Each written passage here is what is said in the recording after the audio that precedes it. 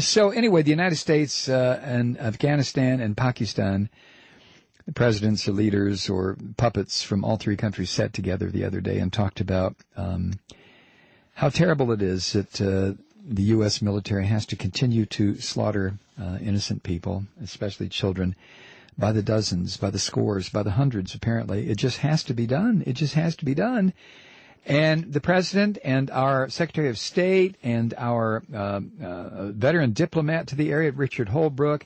So it was Barack Obama, Richard Holbrooke, and Hillary Clinton all expressed terrible, terrible regrets. We are so sorry. We are so sorry. But, of course, it's going to continue. It's going to continue.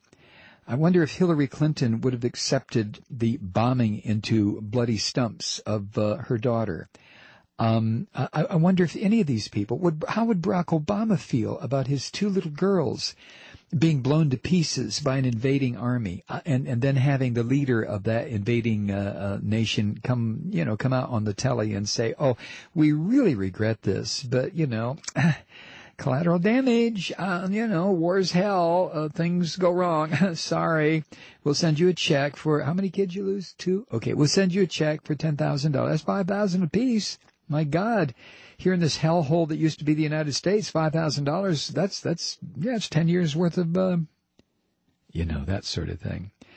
Obama's national security advisor, General Jim Jones, you like that? Told reporters that the president began his meeting with Hamid Karzai, that's the Afghan dude, by addressing reports that dozens of civilians had been killed by American bombs on Sunday, the Lord's Day. Ooh, really? Well, not over there. General Jones said Obama commented, quote, with great sympathy, end quote, and expressed regret for the loss of innocent life. Earlier, before her meetings with Karzai and the what's his name, Asif Zardari, the Pakistani president, Zardari. Before her meeting with Karzai and Zardari, Hillary Clinton said the U.S., quote, deeply, deeply, end quote, regrets the losses. Oh, well then, everything's okay. Everything's okay.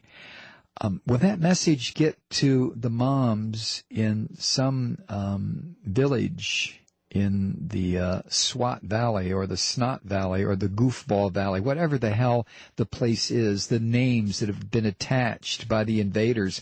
Will the moms and the dads and the uncles and the aunts in those places where the homes are now leveled, kind of like the homes in Gaza and the occupied territories in Israel, and dead children by the scores, by the dozens, by the hundreds, their little bodies laid out somewhere. Will word get to the moms that the U.S. deeply regrets? We are so sorry.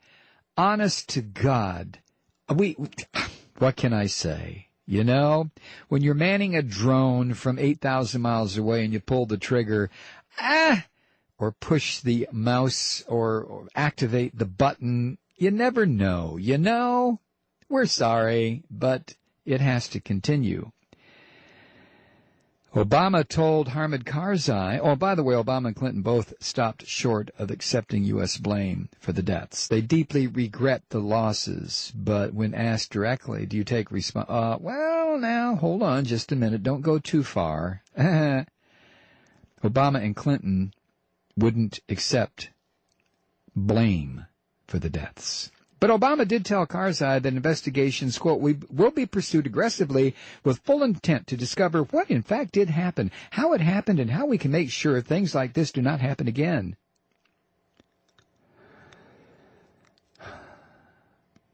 Karzai, for his part, did not ask that U.S. airstrikes be suspended or reduced in intensity. No, why would he? He's a former Unocal lobbyist, oil company lobbyist, who is now the president of his own country. Isn't that kind of cool? Nor did Zardari raise an equally sensitive topic on his side of the border, the use of U.S. Predator aircraft to attack, extremist targets. General Jim Jones said that it didn't even come up. Now, as you know, Pakistanis have strongly protested those attacks, saying they too have killed innocent civilians and an inordinate number of little kids who are doing things like playing outside in the stones. But all is forgiven. Veteran diplomat Richard Holbrooke, Obama's point man for Afghanistan and Pakistan and a participant in the meetings, was upbeat in brief remarks after Obama summarized the day's talks. Mr. Holbrooke said, quote, "It was a day that exceeded our expectations. We turned a corner in improving coordination," end quote.